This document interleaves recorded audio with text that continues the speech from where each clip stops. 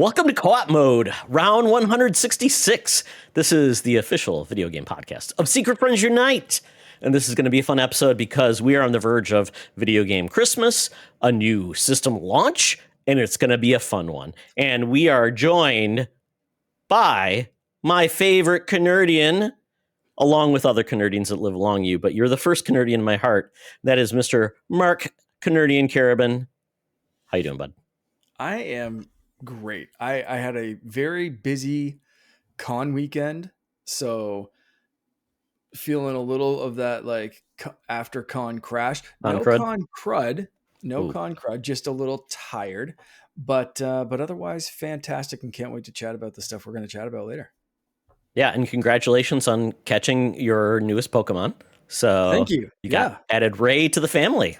We did. She just went to sleep somewhere. I don't know but glad that you got to see her. That's more than Charlie did last week, and she was like brand new in the house last week when Charlie and I recorded. So you're one up on Charlie. Got to see Ray, our new cat, and I am very surprised. So Finn got to name her because his birthday's this week, and the cat was like part of his birthday present. And I am genuinely shocked that he went with Ray instead of Sprigatito or some other cat Pokemon, because he's constantly making up. There's like a new Pokemon he made up hanging on my fridge over there that we ended up like he described and I kind of drew, and he's constantly making up Pokemon or like calling different things, different Pokemon. Like he'd grab this and like, hey, this is the Voltorb today. Okay, let's play Pokemon. And so like the fact that we got an actual creature in the house that he wasn't like, hey, it's Meowth, and he went with Ray instead, blowing my mind. Love it. I love it. Cats are so much fun. Enjoy the fun. Get a little cat laser light. That is hours of fun. Yeah, good call. Hours of fun. They'll go ape shit.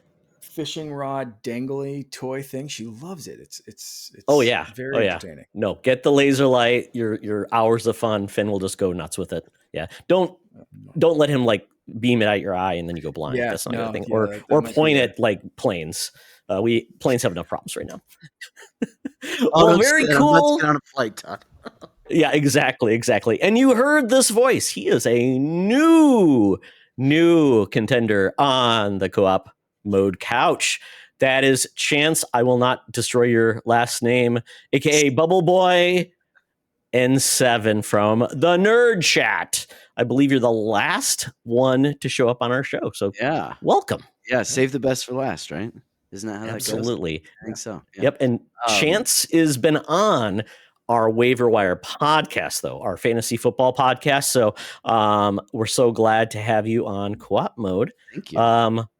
So Chance, before we get into the mix of the show, we always ask some questions to get to know you a little bit better. Perfect. So, Mark, you go first. Give Chance your first question.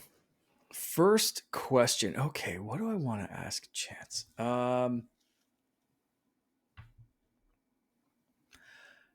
gonna throw kind of a new one. We've talked about like the first game you remember buying with your own money and that kind of stuff. I want to know what your first gaming memory is. Doesn't matter if it's something you bought yourself or something someone else. What's like your first ingrained in your skull gaming memory? You know, that is a wonderful question because I thought I knew the answer. And then the second you said that, I'm like, oh gosh, no. So we had neighbors that were 2 doors down from us when I had to have been 4 or 5.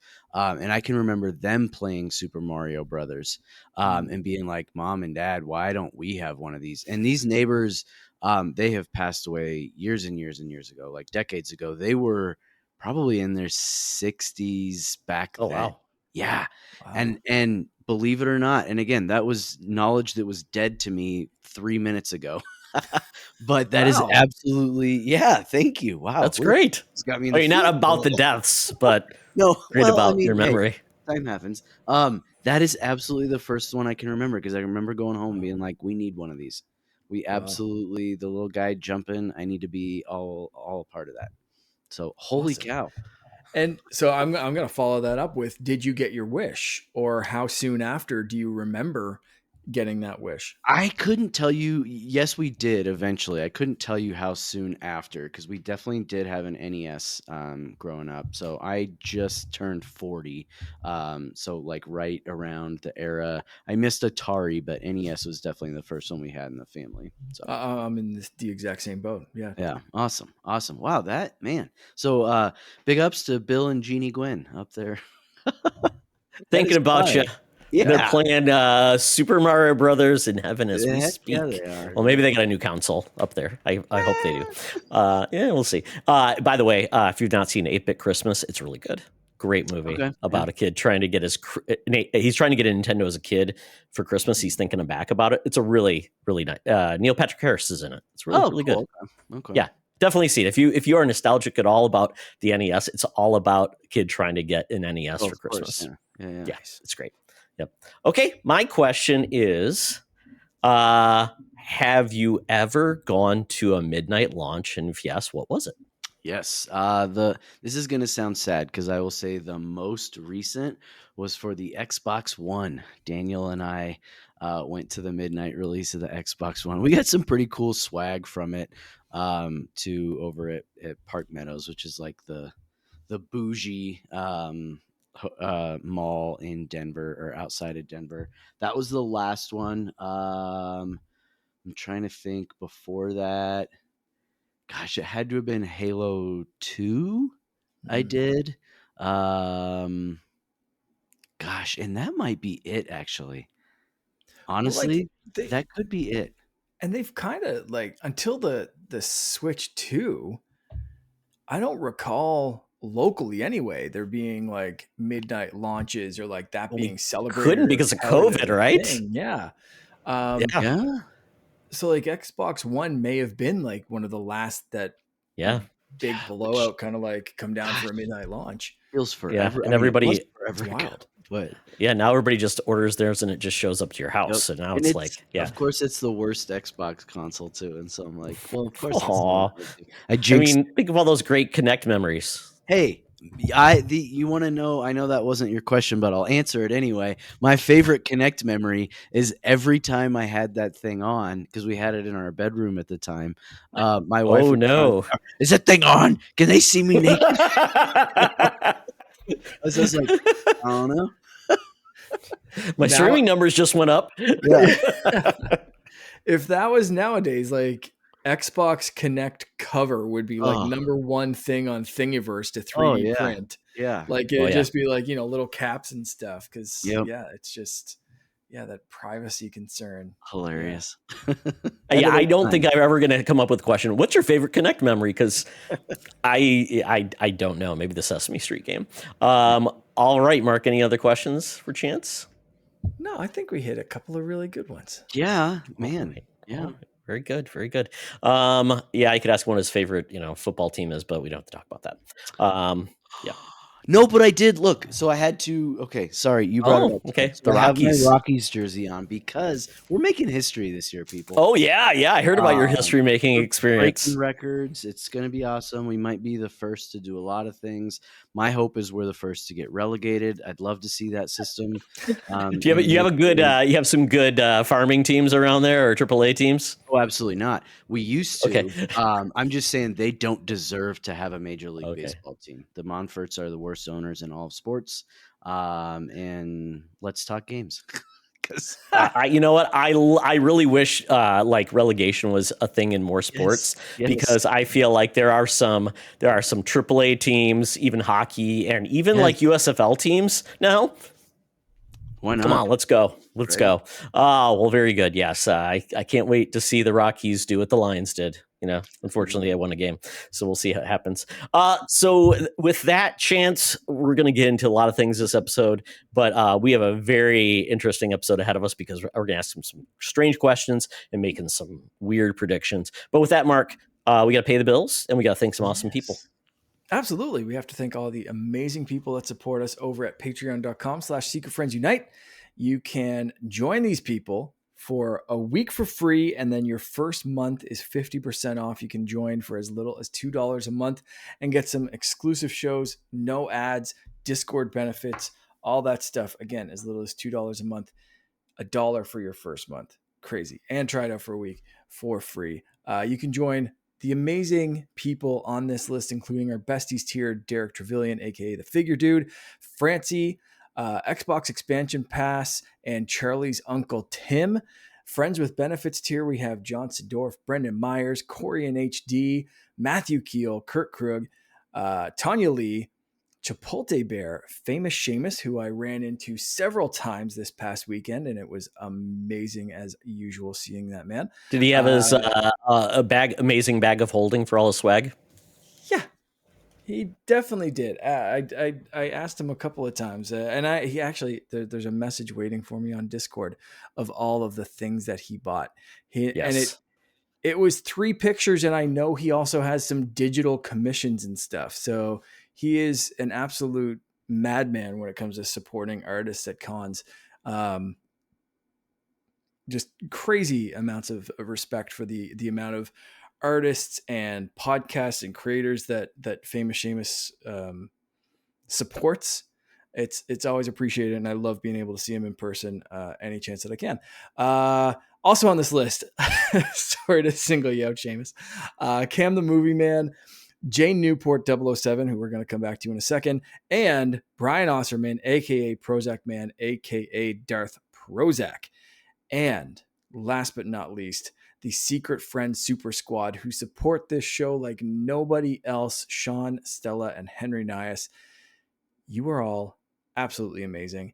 Now, I did say we were going to go back to J Newport 007. That is because we have to provide a power-up for J Newport 007. I've got some things percolating. What kind of power-ups are you thinking, Todd? Oh boy. So, typically we try to, if we don't know much about someone, we try to use their name as a judgment. Although Charlie went into Newport Cigarettes on Secret Friends Unite, and I don't know why. But you know what? I am going to think about the 007 part. And I think Jay is an international man of mystery. And with that, I am giving him basically an amazing power up where he will have always have seemingly normal like devices, like a wallet or something like that, but they always have a weird like secondary capability. It's like a wallet. It's got like it's got like a credit card that becomes like a switchblade maybe, or a throwing star. If he's got a ring, on the back, if he turns it around, it does something cool. So it's like one off though. It's like once, it doesn't happen all the time. Maybe it's this for this, but that's in real life and in a video game. He basically, he gets some secondary ability with ordinary items like James Bond. Okay. I like it. That's a pretty badass power. And it was what I was going to pick. I was going to go with like the gadget watch and the fun gadgets from 007 stuff, IRL. So thank you. I'm going to scramble to pick another one. Mr. Bubble Boy. Yeah. What you got on the mind? What do you think of a good power up? I mean, it's hard not to relate it to cigarettes. I think like it just feels like it's got to be something there. So how about hit this cigarettes that when you smoke them, you get healthier. That's never gonna be a thing. That never. What was in Metal Gear Solid? What happened when Snake smoked a cigarette? Did it make him killed your health or something? Health got better or something. But yeah. So you can cure disease with a puff of the old cancer stick. So that is somebody's health. It's like old grumpy old dude. It's liquor makes him stronger, and cigarettes make him healthier. Increases stamina. Hair of the dog kind of. That's right. Yeah, I like that reverseness. I like that too. Okay, I'm going to choose.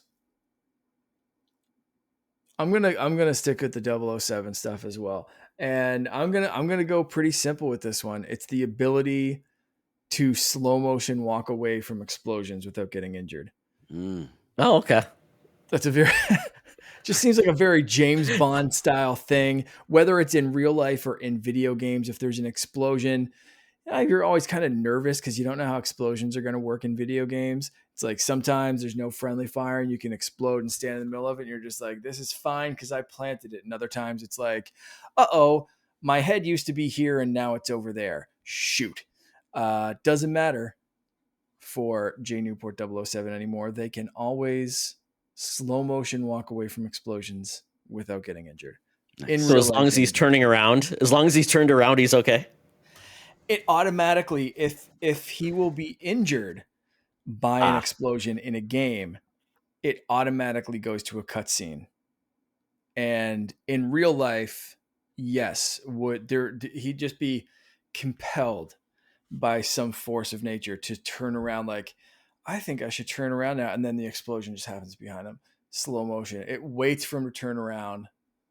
This is some godlike precognition powers, but it's only used for this one specific instance. That, I mean, hopefully this is a person that's not regularly around explosions.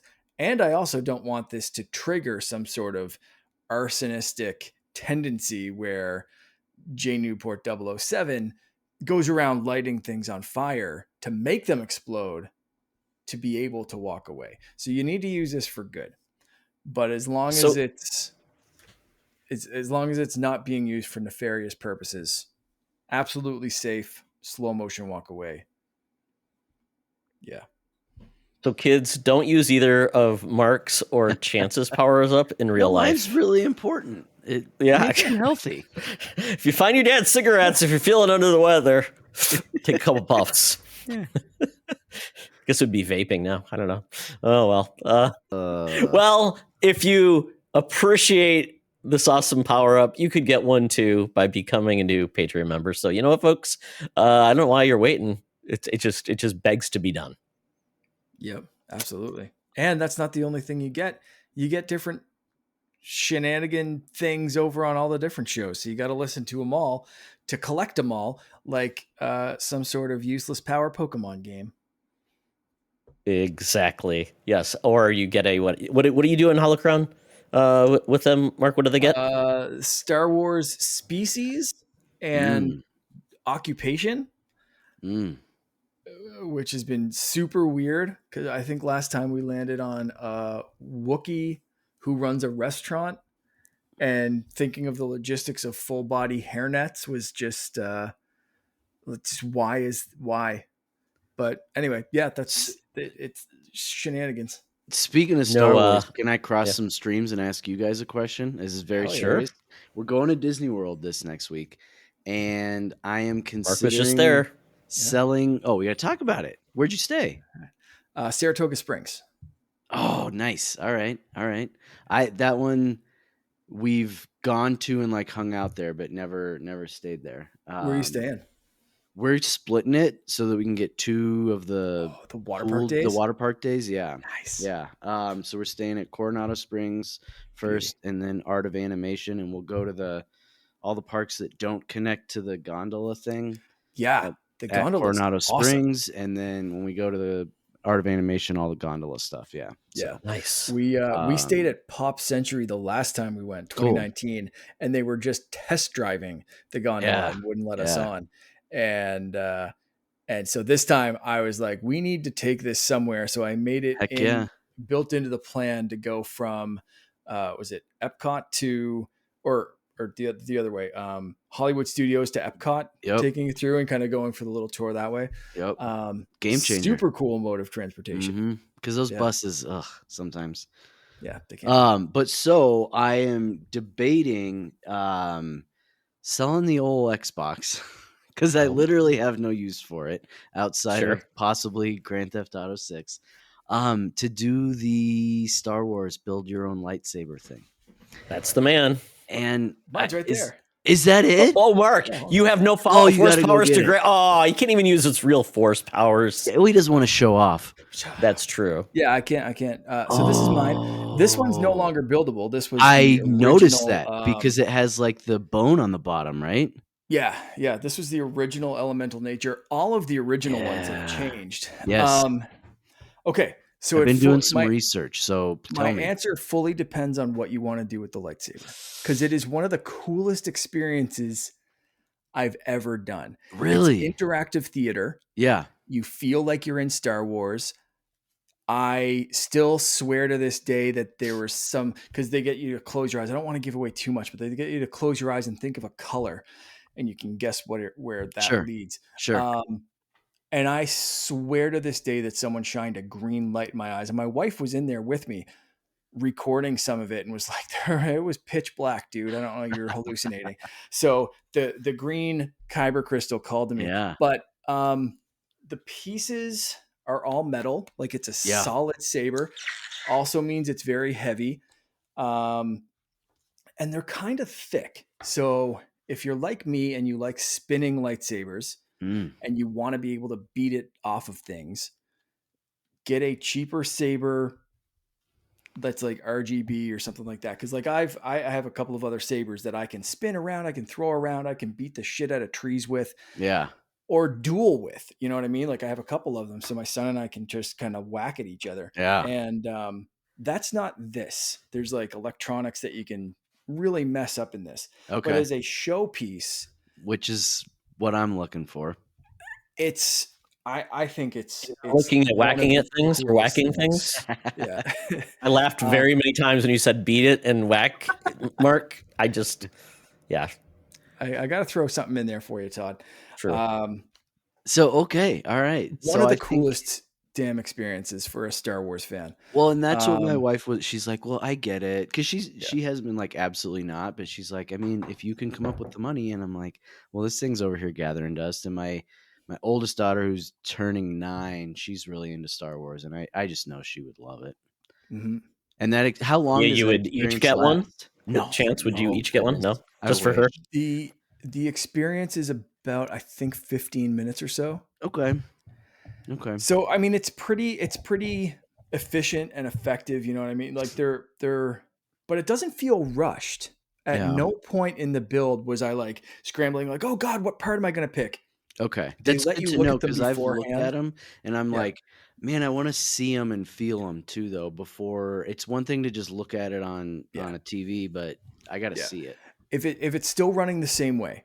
Now, this is, again, going back to 2019 when I built this one. But if it's still running the same way, you are able to touch the pieces beforehand outside before you even go in. They have like trays full of them. And then you go in with like your little pin, because that's when you get outside is when you get to pick which type you're building. Yeah. So super cool experience. Todd's eyes are going to glass over, so we can talk about this after. I think this is cool. I have not been able to do the Star Wars stuff. It's video game. I really want to do it. It is very neat. It's part of the experience, part of like a unique saber that's just yours. Yeah. Good to know. All right, see? Yeah, I'm not a huge fan of the elemental nature stuff that's there now, but that just means that if I were to build another one, I'd pick a whole other type of build. Yeah. Because there's like the Sith looking ones, which is what my brother built. That one, and that is not usually my style, but is so cool looking. Yeah. The builds you can do with it. The Sith style, when paired with a different color crystal other than red, can have a very like unique Jedi look. Sure. And that's what my brother did. And it's like, ooh, if that's a Jedi build, like that is a Quinlan Voss style, like rebel Jedi. And like just like the headcanon backstory to this saber and what type of person would build it. And so like mine, like picking the wood and stuff was like, I loved Gunji's saber. And that's what I picked up the last time, which is in that display box right there. Cool. Is the Gunji replica saber. So if you want to save some money, there are replica sabers there, but building your own is a far better. Yeah, I figure if I'm going to spend 150, I might as well spend 225 and get the full thing, you know. Experience. Yeah, dude, the experience is really, really cool. Cool. Well, thank you. Thanks for letting me sidetrack the show and be late and all those things. Phil Spencer would allow you to sell it for that memory. We've got to get you on Holocron. We can geek out about this stuff when we get back. Yeah, keep in touch. Absolutely. be fun. Well, very good. Glad we had that little segue. So those of you who are still listening for more video games, we're going to get into that very quickly. But before we do that, we are going to have a video game centric segment, which is buy, rent, and return. And because we are at the end of the life of the Switch, I decided let's talk about like the last first party game that was going to be on a system where you could not play it on another system. It was kind of like the old days when you got to play those games because the new system's not going to play it, won't be available. So you have to make it count. And sometimes the last game was either a banger or a slanger, I guess is the opposite of a banger. So with that, I'm already getting crap for my rules, which was could not be backwards compatible or cross-gen, meaning if it was playable day one on the next on the next gen, then it didn't count. Because essentially then that game is not kind of its swan song. You're getting a better version probably on the next box. So it kind of feels like a cheat, like Breath of the Wild on the Wii U versus Switch, right? I mean, yes, it was its official last game, but how many people kept their Wii U just to play it there? Nobody. So that was now if a game shows up a couple years later as a port or something like that, I'm fine with that. So, and I know Mark is going to kill me. So the games I picked, The Last of Us on PS3. I know, yes, this game has been remade many times, but did not get on the PS4 until almost a year later, where they actually had to make a game. They added the extra content in for that release too, which did not occur on the original Last of Us. So it actually was a different version, quite honestly, with more content. So State of Decay on Xbox 360. I thought this was on Xbox One day one. It wasn't, because Xbox One did not have backwards compatibility at day one. So a release did get dropped about Year 15 months edition or something. What was that one? Well, I can't remember. It was Xbox 15 months One. after the Xbox One launched. So it was quite a while after. Yeah. Wow. Yeah, and that was on the 360. It was really hard to find, but yeah, it was like one of the last releases. It was right around, I think it was 2013 when it dropped. And then Paper Mario Color Splash on the Wii U. Yes, this was the last game that dropped before Breath of the Wild. Once again, did not count because that game was on both systems right away on launch. And actually, wasn't the Wii U was delayed a month after too? You're asking the wrong guy. Was it day and date or not? I can't remember. I thought it was like delayed. I can't remember. Yeah. Okay. So with that, those are the three games, and we're gonna start with Chance. So buy, rent, and return. So this is like Mary Boff Kill. You got to make some hard choices. Yep. And unfortunately, I scrolled down a little bit and saw my compatriot Daddy D Wally's answer. I shouldn't say unfortunately. Do you want to do that one first? No. Do we want to go to Dan's first? No, because I have the exact same answer. Okay, well then you do yours first, and we'll see Dan's copying you. And exactly. I mean, I didn't scroll down. He's stealing my idea. That's right. Unfortunately, never owned a Wii U. I probably would have played Paper Mario Color Splash on the Wii U. I enjoyed really anything Mario. So that, though, because I never played it, gonna have to be a return. This one was hard, though. The buy and the rent between State of Decay and The Last of Us was kind of difficult because I think The Last of Us is a better game. However, the replayability on State of Decay, like Daddy D Wally said, is really what made me go with that for the buy and the rent for The Last of Us. I did play it once. I played it the first time, never played it again. Don't really intend to play it again. I just finished, was it last night, right? The season finale? Yeah, season finale of season 2, yeah. And am really enjoying that. We don't have to get into all my thoughts on The Last of Us because I have some pretty controversial thoughts on it, but good. That one really is just a rent for me because I've never really wanted to go back and play it again.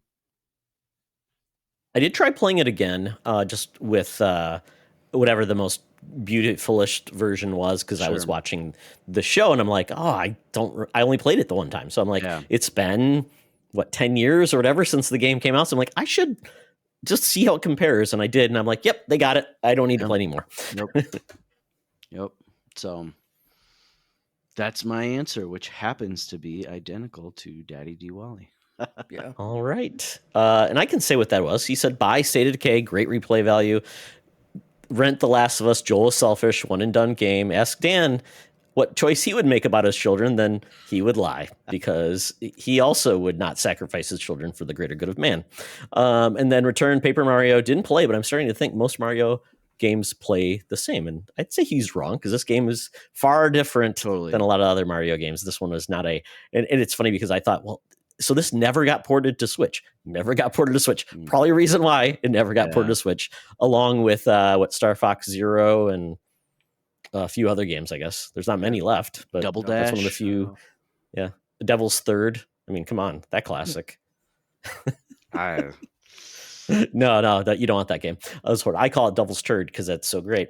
But it's one of the most valuable Wii U games if you ever bought it. Is it really? You, like, kept it? Oh yeah. It's low print run. Yeah, it's way up there. Okay, Mark, what is your choice? And I don't want your spite. Your anger. You're gonna get a tiny bit of spite because I'm going to return The Last of Us. Ooh. Because I think that your rules are bullshit. And I think... we don't normally permaban people on the show, but it might be time. When I think of a Swan song, I'm thinking of it's only available on that system. So I think there are better ways to play The Last of Us. And I think those, like, why would you bother worrying about the PS3 version? It may have been a Swan song at the time, but I think time changes that decision. So I'm leaving that and I'm playing the better version. State of Decay is getting a very similar answer, even though I think State of Decay probably should have earned the return spot here because it was instantly backwards compatible on an Xbox One. You could just put that disc in. No, it was not. You couldn't? No, because remember, Xbox One did not launch with backwards compatibility until like 2 years later after they had the debacle. Oh, this did get a port 15 months later. That's why it didn't get the BS. So like playing fair rules. And it was original Game Pass title too, wasn't it? I think it came out on Game Pass. Yeah. Okay, so either way, that's still getting the rent. Because of some more replayability, but I think it's a similar kind of answer to The Last of Us and just getting a little bit of a bump up there. For like, is the newer version that much more definitive, or could this version still be kind of enjoyed? Which means that the Swan song that I'm buying would be the game that's only available on that system. Okay. And that is the only chance you have to play it. And also was built for the system at a time when a lot of the games were just ports of other consoles games, or just saying, you know what, we know no one likes the gamepad. We know no one likes touch controls and this and that and everything else. And we're getting ready to move on to the Switch. The fact that they stuck to their guns and released a game that was like specifically built for different methods of input that probably made it hard to port kind of makes me respect it more. Kind of makes me like, I've been playing a lot of like 3DS and DS games over the past few months, as I've talked about here a few times, and playing those systems kind of makes me appreciate the Wii U and how many games were ported over, but then really, really appreciates those games that haven't been, because of these kind of reasons of like, you just straight up can't do this shit on anything other than a Wii U. And Todd, we've talked about that before of like emulating it. What can the Switch 2 do? You've talked about like, maybe can you beam something to the dock and still have it in handheld because of games like this. So this is a true Swan song for me that you just straight up can't emulate or replicate anywhere else at the current time. So that's why Paper Mario Color Splash, even though it's definitely not my favorite game of the series, is getting a buy this time. All right. Yeah, it's an oddity that this happened, and it's kind of funny. It makes me think about like the last real game I played on the Wii U was Shantae, which is a great game, but you can play it everywhere. So that was my great experience at the end of that system. But I have that whole series on my Switch. Yeah, that's definitely not something I'm considering. But you know, what's the best way to play Mass Effect 2? The Wii U. Of course, it's the only Mass Effect game on the Wii U, which is just so odd. And then we get like that. I played Batman Arkham Origins, which I love that game. It was great on the Wii U. So there's sometimes really some good things. Yeah. Like we're going to see on the Switch too. We're going to see a lot of unique ports with unique Nintendo things added in to make gives us value. So, so very quickly for me, this is very easy. The Last of Us on PS3. I remember that was the last game I played in the PS3. It was, to me, it was like, hell, oh, this is crazy. Reminded me when God of War, what God of War was it? That was the last game on like PS2. Also great, you know, a great way to end it. 3 probably, right? And, you know, eventually, you know, the PS3 ended backwards compatibility. So some of those games did get trapped on the PS2. But yeah, love The Last of Us. And once again, I did not touch that game on PS4. I eventually played it again on PS5. Just because I wanted to see how it compared, and you know, it was great. But like my memory is The Last of Us still looked amazing on PS3. So, and then State of Decay, I'm going to say Return. It's not because I have any ill will against the game. It's been a series I don't have any interest in, but I know it's got a big fan base. So, and I know a lot of people really got excited for this new IP on Xbox exclusive. So very cool. And I really didn't think they had a game on Xbox 360, to be honest. So that really surprised me. I'm like, oh, I didn't know this came out that time. And then lastly, Paper Mario Color Splash. I wanted to really like this game, but a lot of the Paper Mario and those like spin-off Mario games at this point, they just seem to lose their love, and they just added so many weird mechanics and things like Sticker Star, the game that never ended. And they said, well, you know what's great is cards.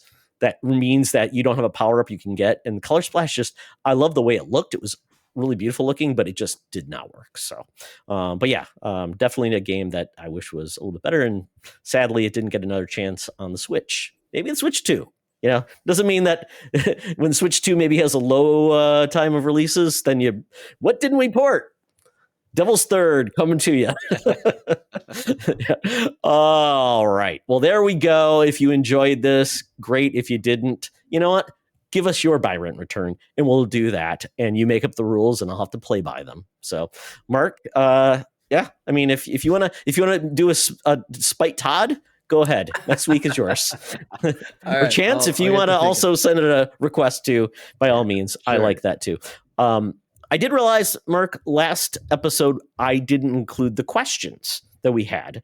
So we ran out of time. So really quickly, I thought we'd hit these. So I'll hit Brian. He had his buy, rent, return, but I get to the bottom. Let's see. I'm trying to think where he asked about the future of console gaming. I think a PS exclusive is already alluded to PS exec has alluded to the fact that the future is the software. Nintendo will most certainly be the last one to give up on independent hardware and first-party software exclusivity. I'm not sure there's much else to be accomplished. Let's see. I think in 5-10 years, there will be very little first-party console exclusive titles, blah, blah, blah. And as far as health, this is about our topic about the future of games. So he made comments about it. And as far as health, maybe I missed some news, but I think consoles will stay around for as long as there is a market for budget entry into gaming, because a console is still going to be cheaper to obtain than a PC and arguably holds value better. I agree, except when you get into handheld PCs and then you get into the Steam Deck for $400, and then it's like, that is a console at that point, that cost. And I've been thinking about this a lot as we lead up to the Switch 2, and I've been seeing a lot of like those YouTube videos that are like, here's why you should buy the Switch 2. Here's why you shouldn't buy the Switch 2. And you get all this kind of bullshit that are like, and everyone kind of, whatever way they go, the Steam Deck is always part of the conversation.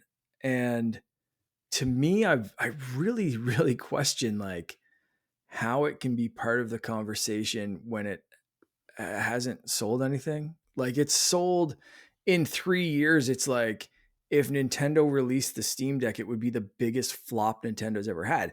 I respect the hell out of the Steam Deck and what it's done. I've played my brother's. It's impressive. But like, what is that barrier for like a handheld PC gaming device becoming a runaway hit? Like, if the Steam Deck hasn't done it, like what's going to do it? What's going to break that? Because like, realistically, like on paper, the Steam Deck should have sold a lot better than it has. And like, I think they're happy with it, or seemingly, and the people who have it are. But like, I think the Switch is going to blow the Steam Deck's 3 or 4 year sales out of the water in the first fucking week. You know, like it's just, it's Yeah. it's crazy. So Well, I was thinking about that, Mark, because it's like Steam Deck, considering Steam is just doing this to sell more software, right? Because they can sell it everywhere. This was a try. They're eating a lot of the cost. But I think one of the other things that's interesting too, no marketing whatsoever. And you can't buy a Steam Deck in store. So the fact that you have a device that, quite honestly, no one knows about unless you're into them, and then you can only buy it off of Steam's website. Yeah. It's really hard to compare it to Nintendo and the level of success, because if they put that out there, they had commercials, they advertised it, it would be probably doing a lot better. But once again, Steam is not a household name like Nintendo is. So Nintendo gets a lot, just there's a new Nintendo out, there's a new Mario, and they do that. Like, Steam has probably zero marketing dollars. It's on their website, and websites talk about it. And beyond that, you see nothing about that. Maybe Sony will talk about and there's no Steam. But I think, to your question, and Chance, by all means, I think when Xbox or Sony does this, because Xbox is going to have a branded Asus ROG. Yep. And it will have Xbox marketing behind it. That's the next best opportunity. Now, the question is it cheap, or will it be very expensive, like $800? Because then it's like, well, it's the most expensive thing, and it's still more expensive than a console. But if you get into that sweet spot with a $500 handheld, then it's fighting with the Switch, and it's for people that don't care about Nintendo games, which maybe there are that group. That's where I'm thinking. Yeah. And I think the Xbox One that's going to be through Asus, if it doesn't come in under the price of the Series X, I don't know who that's for, and I don't know how they can have it come in under that price, with all the tariffs and stuff that are going on. Because if they just increased all the prices of all their consoles, that there's no way this handheld is going to be immune from that. Is my understanding, and I have very limited understanding of how global economics work. But I can't imagine if they were sitting around saying, "Okay, we're going to sell this puppy for $450, no matter what, go." After this all happened, I can't imagine they're going to be able to just keep it at that. A big part of that depends on where it would be manufactured. Like if it's in China, they're screwed. If it's in India or Taiwan or somewhere, they might be able to skirt under, and depending on how much Microsoft backing is into this and how much they're willing to lose on it, they could try to remain competitive. But like, blanket statement, I think it's going up 10% more than what they were expecting. Has to, right? At the very least. Do they want to eat 10%? Yes, it's a tough market to enter anything in. And we've already seen Nintendo come in with, hey, we're going to keep the price of the console, but all the accessories are going to go up, and like, we're going to, try, and they were very quick to say, like, that could also change. Like, this console might be like the pre-order price, and then everyone else who didn't pre-order is going to get a more expensive one. Yep. And we're a week away from launch or so. And we so far haven't had any price increases, but man, like there's daily threats on new things. Like, I saw one today that was like, Apple, like, if you just don't start making phones in the States, it's a 25% tariff. And it's like, well, shit, there's a $20 billion investment that should take 10 years and have a 4 times more expensive iPhone and train people who haven't been trained. And it's just like, when are you going to hit with this? Because like, the best case scenario, if Tim Cook said like, yep, we're going to do that right now, it would still, I would guess, take a minimum of like 5 years to make that happen, if it's even possible. And 10 years ago, they said it wasn't possible. So it's making it is one thing. It's all the components, which they aren't making the components in the US either. Everywhere. So you're going to get the 20% tariff on that. And I was just looking right now, the ROG Ally Z1 is $650 on Best Buy right now. I don't know if that's post tariffs or not. I can't remember, but I know sometimes it'll go cheaper on a Best Buy. But I looked right now. This is very weird. So Xbox did raise its prices in the US with tariffs. Right now, it is, I believe, the original Xbox Series X right now is $600. But I'm looking at Best Buy. There's none available, so I don't know what that means. Interesting. And I know the 2 terabyte special edition was 700, but right now, yeah, I see the only options you can get with the Series X 1 terabyte is fair condition 569. So obviously that means they've already rose their price. So now it's a weird way. We're in a weird place, but I think Mark, you're absolutely right. Switch is not going to have any problem. I think their biggest problem is they're not going to be able to sell 5 to a household anymore. And that has been their biggest challenge, right? Because they've been able to sell 2 to 3 systems per household. Even you talked about, hey, we're going to probably be a 1 Switch 2 family. And my son is going to keep our Switch for just playing with his friends, and we can share games on that, which is good. With that, it'll have to be local Wi-Fi and do that stuff, but at least we can do that. So it's good. I wanted to jump on the next question really quick before we get into what we've been playing, because obviously we've been in this pretty long. We haven't even talked about like what we've been playing. So the Winter Gamer says, does it seem like Switch 2 at its beginning of launch seemed to be a console that's likely to be used to play mainly existing games, Breath of the Wild, Mario Party, whether it be because it will play better or because some prices of games are getting higher? So your old backwards compatible, a lot of you go back into the Switch library and hold off on $80 Mario Kart World. I think they're doing it for all of the above reasons. Yeah. It's Nintendo, so they know they can print money. And they eventually had to get something out there that could run things, not necessarily like Cyberpunk, but some more next gen feeling type games. But everybody that I know that has one, which was all 3 of my co-hosts on the Nerd Chat, not a single one of them is necessarily excited about any of the brand new games. One person is outside of for Metroid, right? Is that what he's hoping to play? That's not even a launch I think he said anything. Yeah. No, but I'm saying he's excited for it. He's not excited to play it like Mario Kart. I can't even remember what's the iteration they're on now. World. World Tour. He wants to Just Bacon's excited. He's excited to play all of his backwards compatibility stuff.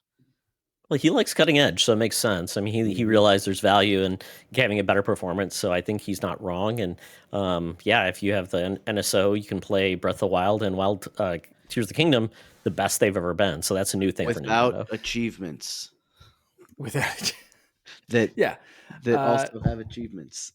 So my entire excitement level for the Switch 2, like I am of course excited to play Mario Kart World, but I never finished Tears of the Kingdom, and I've been wanting to go back to that, but finding out the definitive edition or the upgrades or whatever are happening on Switch 2, I've been holding off.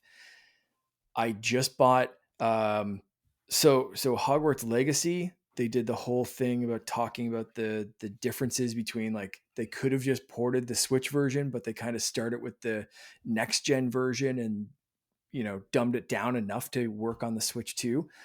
And then Hogwarts Legacy Switch went on sale, and then the upgrade pack was pretty cheap. So I ended up getting the Switch 2 version of Hogwarts Legacy for like $20 or something like that, or $25. It was ridiculously cheap. And so I'm looking forward to playing that, because I tried it on the Xbox, and like my wife played the hell out of it on Xbox, but it didn't keep my attention on there for whatever reason. But I think being able to like have something on TV and just kind of pick at it might get me to play more of that game. Sure.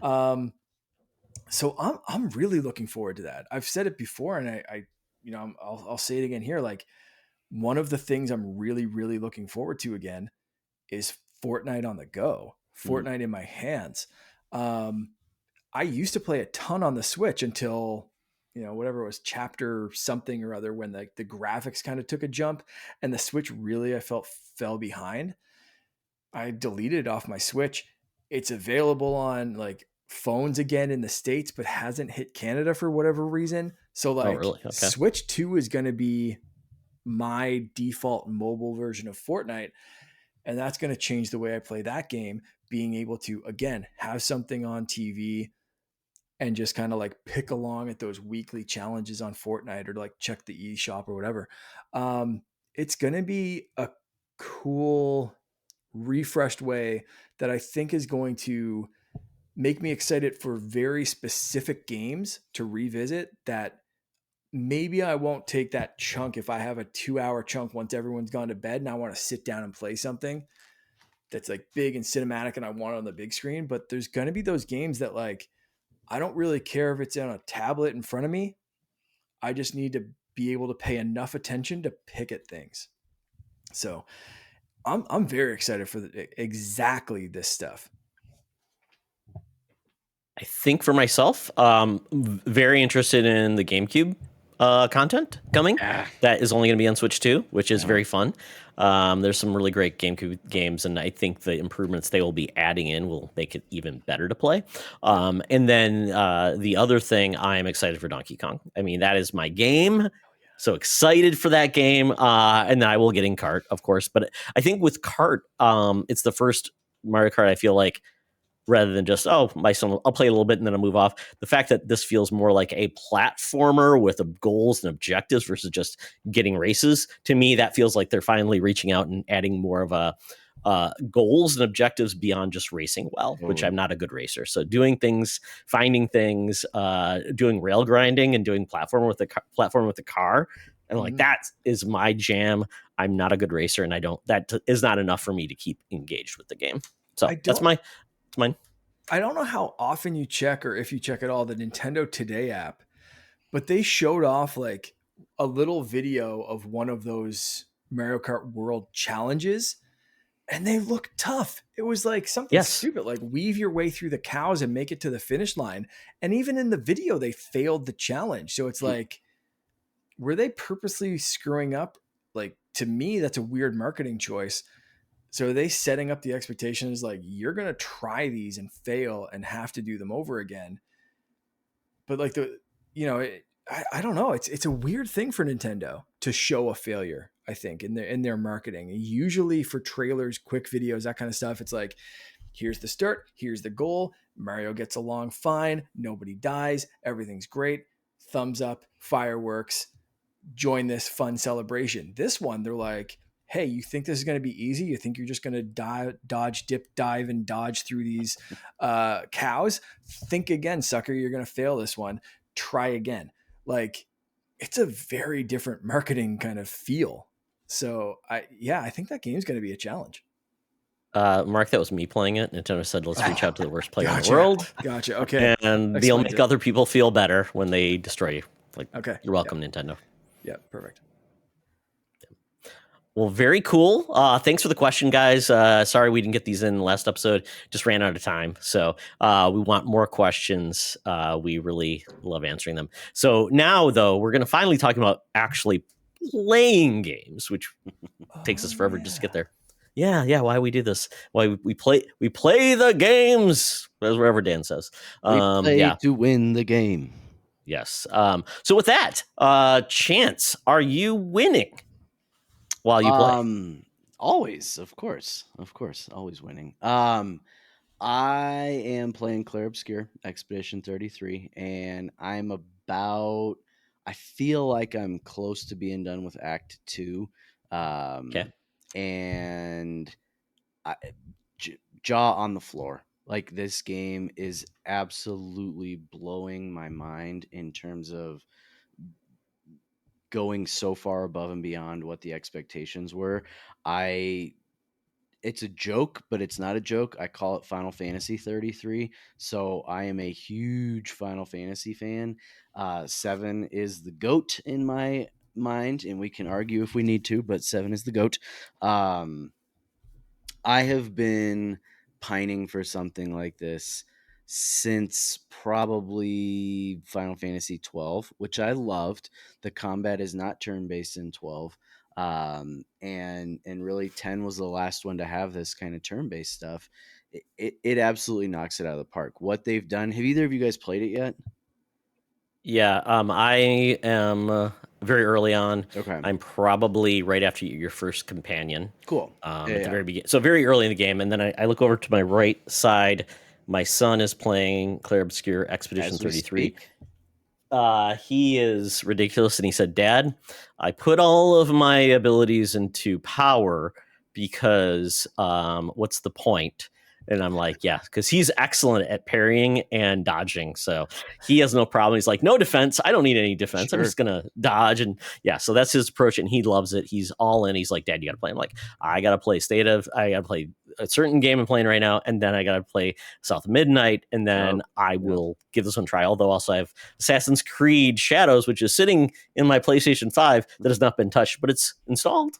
That's awesome. So I'm right there too. I did not expect I did sorry, I shouldn't say I didn't expect this. When we did the developer direct show on ours, I was like, this is the one that I think I'm gonna enjoy the most if it delivers the way I'm expecting it to deliver, between South Midnight, Doom, and Ninja Gaiden, and man, has it ever. It the feeling you get when you can parry and dodge appropriately is only rivaled possibly by something like Sekiro or Elden Ring. And it's so different that it's like gets its own category. It's kind of apples to oranges to me. If you had to compare them, it might even be better just because it's so satisfying. I just played an entire boss right before I got on, actually. That the entire thing had to be parried. You never got to have an offensive action. And if you just dodge, you're not doing anything. So the entire thing had to be parried. And that was frustrating. I mean, because you could get 3/4 of the way done and then mess up a few times and you're done and it's game over. So I'm it's incredible. I listen to the music on the way to work. I listen to the music at work. That's not normal for me. It's just so good in every way. So I'm also playing Assassin's Creed Syndicate right now. Literally just Oh, started wow. that today. Throwback. So if the two of you don't know, I'm doing Chance, tell Mark what you're doing. yeah, I am because you playing bought a certain package of games. Yes, back on the Steam spring. No, it couldn't have been spring sale. I think the winter sale, or one randomly in between. Bought every Assassin's Creed game on Steam, Nice. and I'm playing them back from the very beginning all the way through Shadows. And so I also Love have it. Shadows loaded here, just ready to go. But I still got a few before I get there. I've played all of them before. Is that the last anyway. one? Is that the last one before, like, you get Sorry. into like Origins? Syndicate? Yeah. So it's Syndicate, Origins, Yeah. Okay. Odyssey, Valhalla, Mirage, Shadows. So, What about Rogue? Huh? Is That Rogue was in the back. mix? Rogue was a That couple was back ago. with Oh, okay. Black Flag. Yeah. So What about the I'm other one doing that came out, Or not Mark? Black Flag. Liberation. No, No, what was the Rogue other one back that came out? Was that Unity? What was the smaller Just Assassin's finished Creed Unity game this that morning. came out? Liberation. No, it was Mirage. you played it. It was set in Persia. Was it Mirage? Is that the one? Mirage, yeah. So Mirage is right before Shadows. Okay. So, Okay. I'm doing a rubric for it because we're all in education on our show, and That's right. I'm not a teacher. I'm a school counselor, but I do lots of teaching. So we have this rubric where I'm not grading them on like things like graphics, because those are pretty relative to the time. I'm grading them on things like the combat and the parkour and stuff, and it's interesting because some of the ones that I thought I was gonna love so much more, I was like, "Ooh, gosh, this is forgettable." And then others have been quite a bit of fun. So I'm not someone who's like, "Oh, the new ones are trash. They're so bad. They're not real Assassin's Creed." Assassin's Creed to me is good history, a little bit of wacky future stuff, and then a whole bunch of fighting. And I'm enjoying it. I started literally like basically the beginning of the year in 2025, and so it's almost June, and I lost count. What is this, number 9, 10? I don't even Wow. know. So Does this journey include the Chronicles games or just the main no, lines? sorry, it does not. Just the main lines. It did include Liberation, which I think is considered a mainline one, Yep. and all the DLC up to Origins. For some reason, Perfect. Yeah. when I bought this package, which was just like $115, it already had all of the DLC loaded into Oh, that's cool. everything up through the one I'm on right now. Yeah. So That's great. Well, Yeah, don't forget the Oculus Quest version game. Dang it, Todd. Dang it. It's a small investment. If you can, I did enjoy the Chronicles games. Like they if you play one, you kind of get the idea. But like if Sure. you like that, like if you like side scrolling, like Prince of Persia style stuff, Yeah. like try to play one of those. Just since you're in the Assassin's Creed universe already, and Yeah. if you've skipped them, like I think a lot of people did. I think I played the China one. Wasn't the first one? I was going to say China? China's probably the one to do. So if you've played that, then you're probably good. But back like day one release probably, and don't remember much about it. I remember thinking like, this is pretty cool though. Like, yeah. So it wouldn't fit for the rubric that I'm doing, because it's very specific to, like I said, like the controls and the parkour and the future elements and stuff. But yeah, I mean, I'm a Assassin's Creed fan, so. And what about Russia the Vita might game? work more for like historical tie-ins and stuff. Yeah. I'm trying to think back to when I played that one too. The Vita was Liberation. Oh, okay. Yes, yeah. And that's been ported to PC? Yep. Okay. And I had to, we were talking a little bit earlier, Todd, about just some of my struggles with changing to PC and my learning curve, and that's been part of it. I'm playing everything on my ROG Ally though, which is still PC. And man, remapping some of those buttons because they just didn't exist for some of them has been fun. Yeah, the no R2s are R2 and R2. Why? What and is I that? had a Vita and I tried playing games and I'm like, they had devices you could buy that would like essentially act like fingers to do it. It was so dumb. I'm like, I'm out. I wanted to love the Vita, but I'm like, once that was not a thing, I'm like, and remote play, if you want to do remote play with that without, I'm like back. No. I remember having such a great time remote playing Rocket League on my Vita and being like, this is the future. This is the way to play. This is exactly what I want. And then I fired up, I want to say Assassin's Creed Unity maybe, and couldn't do anything without those buttons. And it was just like, this is garbage and I hate it. I tried doing Fallout 4 with it and it was like, no. Yeah. Fun times.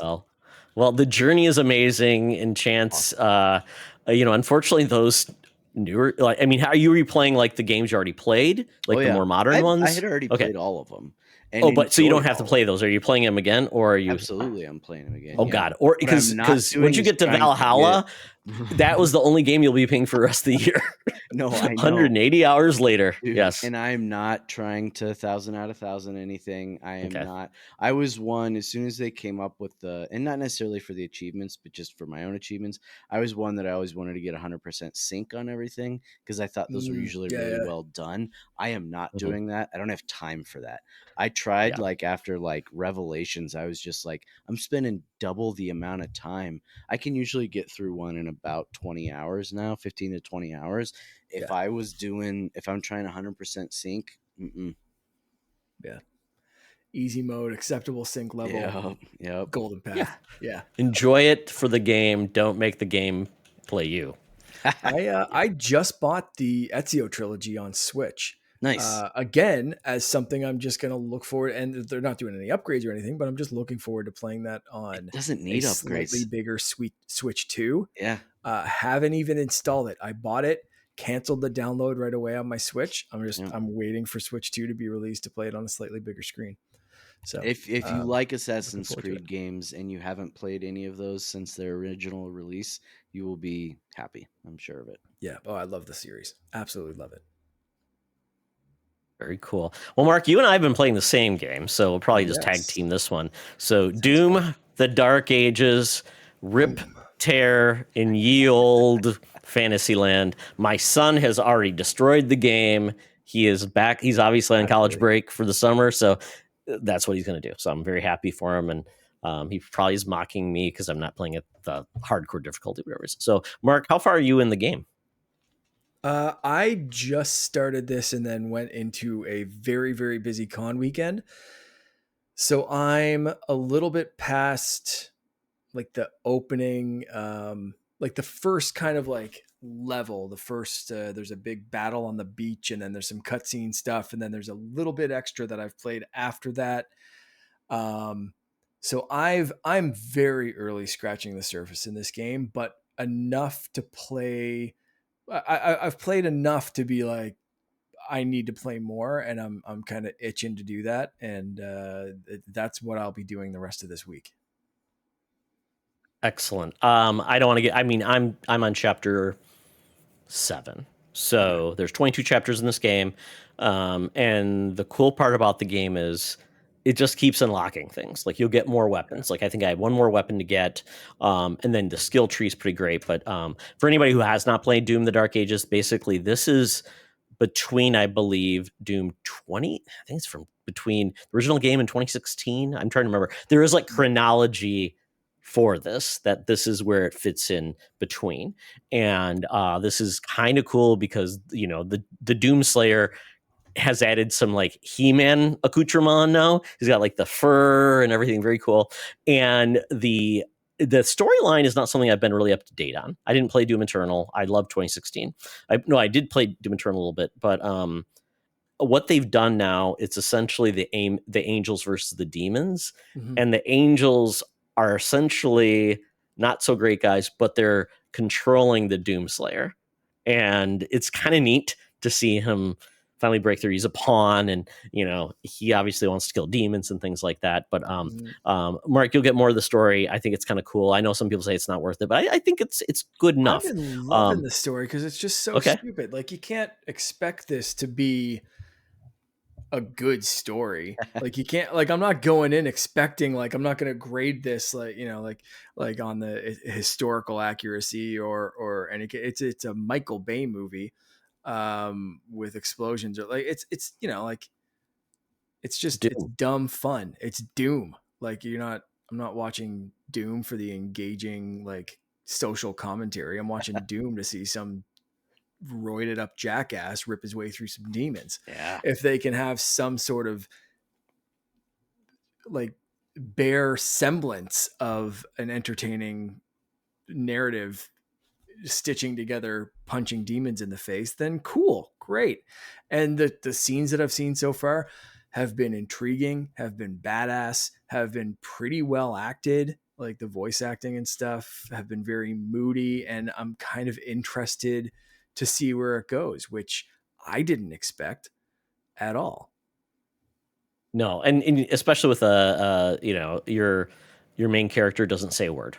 I mean, he says nothing at all, kind of grunts, and everybody else is the one that's talking around him, which is very fun. You know, they do break up this game. Like in the past, like Doom 2016, they broke it up by like having a level that looked like you were in the original Doom, which is great. This one, they basically give you a rock'em sock'em robot, and then they give you basically a flying dragon. I think they are okay for what they are. They're not great. I mean, they're just fine little things to break up the palate cleansers, whatever. But it's when you get back into the combat, and it's interesting because the area I'm at currently feels like an open world, far more than I've ever had in a Doom game before, which is pretty cool. Because then it's like, I got to find this treasure, or I've got to go over here, and there's lots of little things to find. And when you find the little like collectible like Funko Pop guys, those are hilarious and they're so cute. And you just want to squeeze them. But yeah, it's fun. And some of my favorite weapons, it's got some really ridiculous weapons. Like one weapon, it uses skulls as ammo, and it just shreds the skull, and you're shooting shreds of skulls at demons. And that's what Doom's supposed to be, right? Yeah, and then the glory kills. I haven't been able to do a ton of glory kills, but you have to be. It's you have to get in there and do it just right, like you're jumping and then doing it. Where the animations are amazing, and it's really fun, and I'm digging this one far more than Eternal. So if you weren't big into like a lot of the traversal, and there is no skyhook, whatever we're calling it, the grappling hook, it's not in this. It's basically, it's just all about getting into the combat, going crazy, and having a good time. So I highly recommend anybody. It's on the fence. It's on Game Pass. It's on PlayStation. It's on everything but Switch, I think, right now. So maybe it'll be on Switch too. not only did they not include the grapple in this, they like really make a point to be like, hey, if you want to get up a wall, if you want to get to the next level, just press A and we're just going to do that for you. You don't even need to hold like forward. You don't need to keep pressing A. There's nothing. It's just like climb this wall. Yeah, walk up to it and press A. We're not going to make you aim at anything. We just know you want to get back to punching dummies in the face and making them explode. Here's more of that. Like, it's just they know exactly what this game is and they know who it's for, and it's for me. You feel Bubble Boy has a question. Yeah. Yes. I forgot what that hand did, and then but I do have a question. Okay, it's allowed. We'll allow it. Do you guys think we will ever get a 2-month stretch with this many incredible games dropping on Game Pass ever again?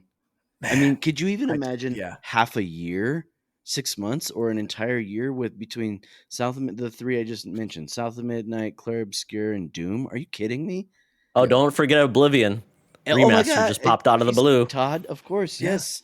Yeah. Like Yeah, how I how can mean, anybody be against Game Pass? It is the absolute greatest value, not just in gaming, in entertainment. Tell me a Yeah. better value in entertainment. Netflix isn't as good as this. HBO Max isn't as good as this. You could argue Amazon Prime because it's a value add and you don't actually pay for Plus, it. You're just paying for Prime. Yeah. Exactly. I don't know how it gets any better. And like Yep. some of my friends that are like just PlayStation people are, oh, I don't need Game Pass. That's stupid and that's killing developers. And I'm like, no, it is not. It is actually making developers more seen. Like I think of It's giving them a between safety net and making them like putting them out there. Yes. Yeah. Yep. We are eating good. Yeah. I was going to say the only thing I wish Game Pass did, which they no longer offer, is if you don't care about cloud, you don't care about these other things, or you don't care, essentially there's no way to get, day one game and date unless you get all those other things with Game Pass Ultimate on Sure. console. Yeah. Now, PC is great, which when my GPU runs out, I'm just going to go with Game Pass on PC because there's no online in PC, so they can't charge you for it. And then you get day and date. I think you still get, maybe you don't get the EA anymore. But quite honestly, I just wish once they got rid of that. I think you do. You still do? Okay. Mm-hmm. So the biggest problem is now that with the different levels, and I heard they're going to bring out more levels of Game Pass, it's going to get more confusing to consumers because you've got core, standard, and GPU. I've heard they're finally going to bring out a streaming only platform, which makes sense because not everybody has a box. If you don't have a box, the only way you're playing is streaming. So it makes sense there's a way to do that. So maybe it's the same thing. You won't get day and date, but you get like the standard library for streaming. So that's my only challenge. But at this point, I always told Mark this, I said, once they are doing, once their first party libraries are fixed, Game Pass will be the best deal. Because before when we were Game Pass is the best deal, but I'm like, but they're putting out one first party game a year, and that was what they always promised. So now it's coming to fruition because they have the studios to do so. And Call of Duty is the game that I think for many people I don't know if it was enough to push people over, but it seems like it's, if you need a box and you can afford an Xbox Series or whatever, do it, or Series S now that's $380. So yeah, I think it's a great deal. That's why the announcement of Microsoft bumping up the prices on the Xbox consoles was so frustrating. Yeah. And I talked on the last episode about like, I think they were looking at the prices and they were seeing that like the price of the Switch 2 and a bunch of other things. And they were like, maybe if we announce it at this time, it'll kind of be just like swept up in the rest of this gamer rage and all that kind of shit. But like, I don't think it really worked the way that they thought it was. And I think PlayStation not announcing any price hikes also kind of like kicked them. Like the fact that no one's talking about, or not enough people are celebrating how good the last few months have been on Game Pass, I think is a testament to like just how much they messed up that message.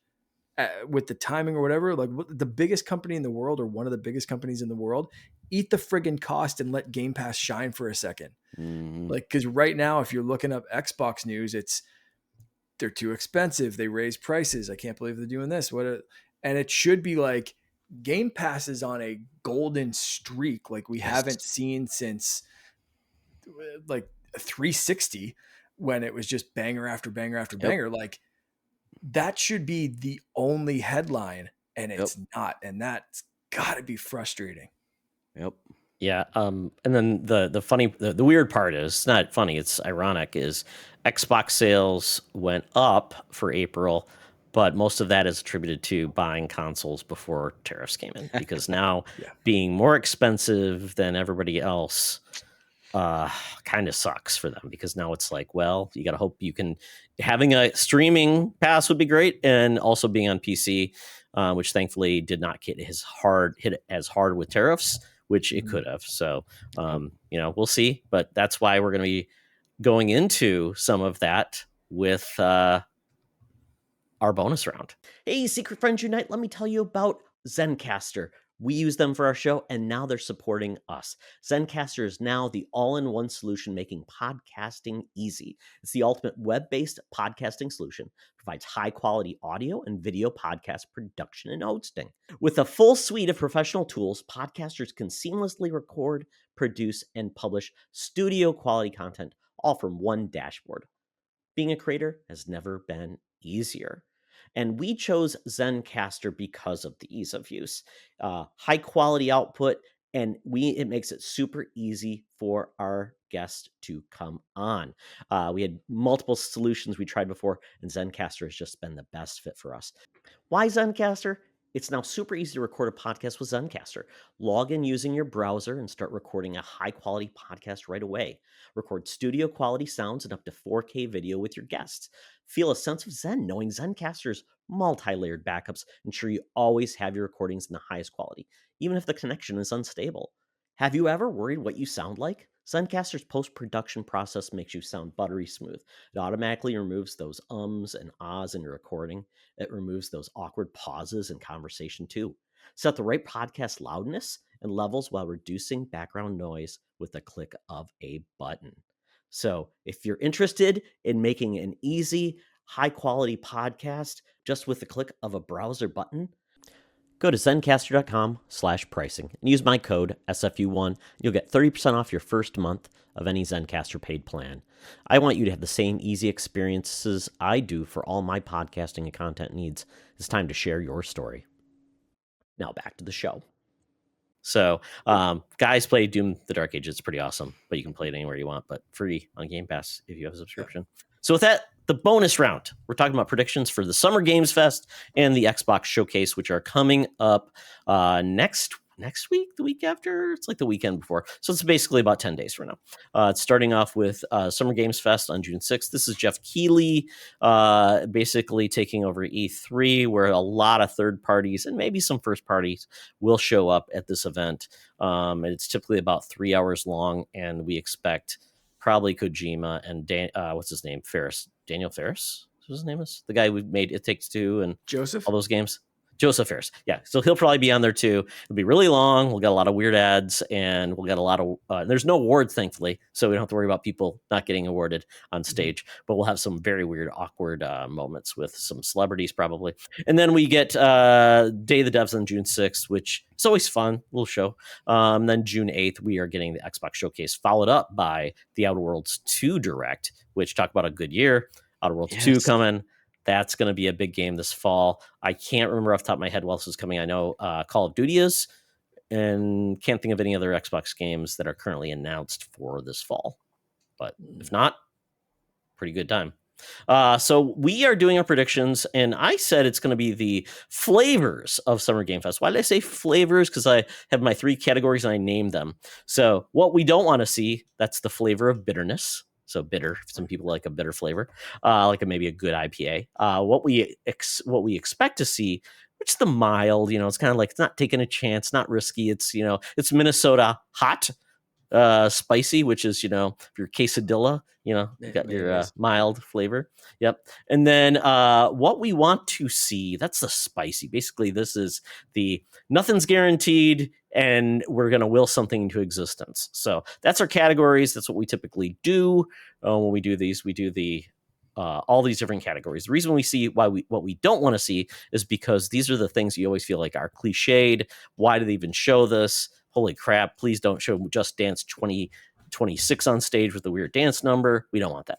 So we'll start with the first prediction, what we don't want to see. And if you got more than one, by all means. Chance, what don't you want to see at any of these Game Awards? Hate. And that's a really easy kind of a cop out answer, right? But one of the things that we do on the Nerd Chat when Dan isn't ranting is, at least between Jose and Bacon and I, like, just celebrate games, right? And celebrate all the good stuff that's happening in video games, and these communities that we're developing from video games.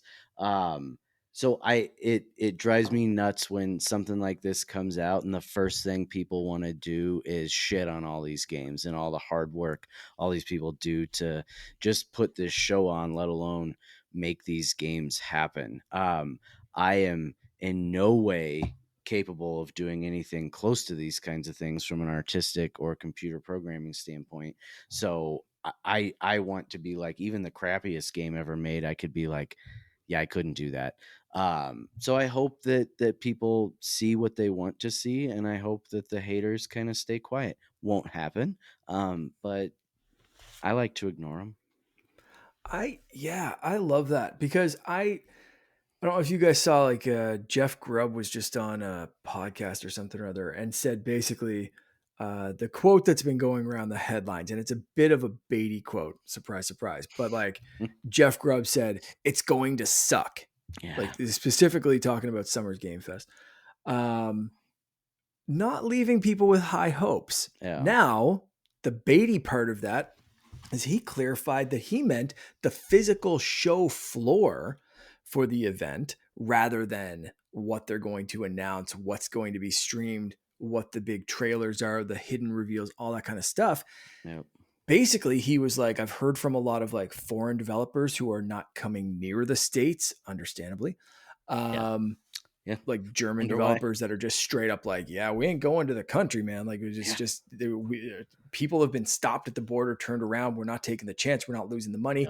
Yep. What's it called? Gamescom is coming up. We're going there instead. See you later. So like a lot of European developers, a lot of basically foreign developers all over the place are skipping this. And Jeff Grubb said that's going to suck. But the way it's been like headlined by all these news places is Summer Game Fest is going to suck. And that being a headline pissed me off today so much when I saw it that it's just like, yeah, we're still a week and a half out of this stuff, and it's already going negative. Yeah. Like, no, just celebrate what is there, celebrate what gets announced, and just I totally agree with you there. Nice. Thank you. Yeah. And that's interesting because to that point, so few of us are actually going, like, in person. It's very limited. So while that may impact, right? Luke's making it. Yeah, Luke's going. Joe Moran is going.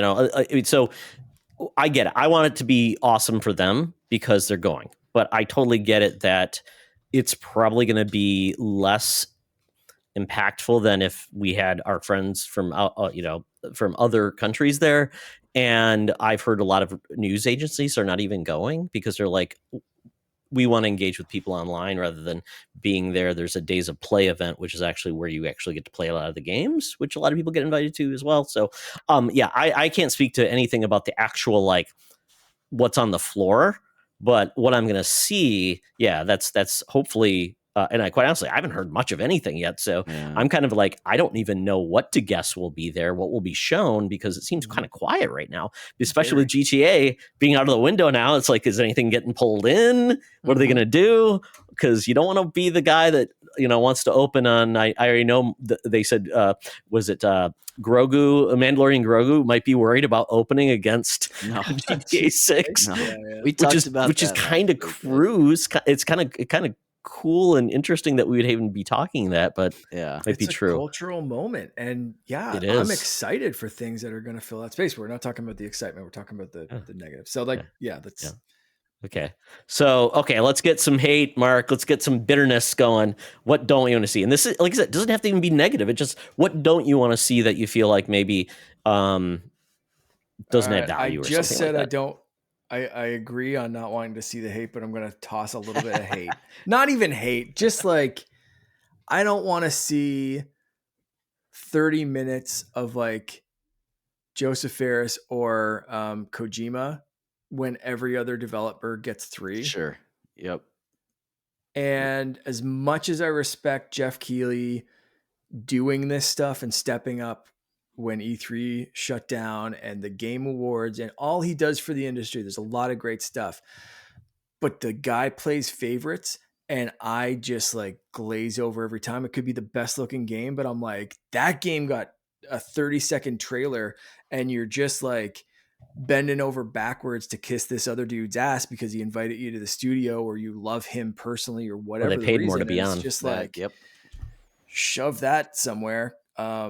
I don't know, like it's especially when it doesn't really go anywhere and it's just like Keeley kind of like, I get it. I like hosted a few panels this weekend at the con too, and it was like Ty Olson was there, and I'm a big Supernatural fan, so it was like a little bit of like, dude, I'm sitting next to Ty Olson on a stage and we're like chatting and having a good time, and it's like kind of hard not to kind of geek out for a second, but like you got to make sure that your crowd's engaged too and not just ask the questions that you want to, like, you know, feed there's other people there. It's not just the you show. So like, yeah, focus on everyone, not just like the prettiest girl at the party. I like it. Yeah. Oh, Mark, I didn't know Tonifer? you were doing that just to make me so happy. Always, bud. I've got 2. So you made a good point. I don't want to see Jeff Keighley anymore. Yes, it's his show. I want to see other people. No, it's just weird because I feel like real. they're You're just taking mine and just like ripping it. It's like, nah, screw just, Jeff altogether. I mean, I don't know if Jeff resonates anymore with anybody because like all these things you've said. And I think he needs to step away from the show as a face because everyone says, oh, it's rigged. And like, even though we know Jeff doesn't pick the winners, but I think a lot of people, by him being on there and doing certain things, I feel like he adds to it. It's kind of like your perception is reality, and people perceive that Jeff is manipulating things. He's giving favoritism and all these things. Well, if he really wants to do that, give some new up and comers a way to host. Yep. Not just someone on the side talking to people on the awards that weren't good enough to be on the main stage, right? I mean, Jeff himself could turn that around with one really good show where he actually follows the shit that we're saying. But I mean, if it comes to him handing the show off to someone else, cool. I mean, just run the logistics behind the scenes. Yeah, I just think it doesn't. I just don't think he brings anything that makes the show better, like himself being on stage, because he oozes, and I get that. But it's time for, I think, him to hand over the reins to, I would say, even real hosts that do this for a living, that are good and polished and can bring fun, maybe a little sense of humor at times, where it's just, I feel like he's kind of one note, and you know, he'll bring in the Muppets and it feels very awkward when he's talking to the Muppets because he just feels kind of awkward. So yeah, let's bring in some real hosts, like when you get the Oscars. When you get good hosts at the Oscars, like Conan O'Brien, so good. Changes the game. Yeah. Exactly. Conan would be a fun host for this. Yeah, he would. Like, oh, exactly. Yeah. The other part I wanted to put on here, and I've said this before, I don't want montages of like, here's 55 minutes on one game, and then it's like 10 seconds of another game, and you're lucky if they even put a title or about it. I hate that. It doesn't give anybody anything except, you see that one game they showed for like 2 seconds? What was that? It doesn't add value. It's like, either give them a minute each or 30 minutes each with their name and say, check out the trailer here. So you can, if you saw something you like, you'll know what it is versus how do you know? So I just don't like the imbalance and like the, of just time. And to your point, like, this much time, but then nothing. And then what we gave you, the little crumbs, because you only gave us $10,000 for like 15 seconds on air, and we don't even know what your game is. To me, that's very frustrating. I want to put you guys both on the spot right now, just based on this.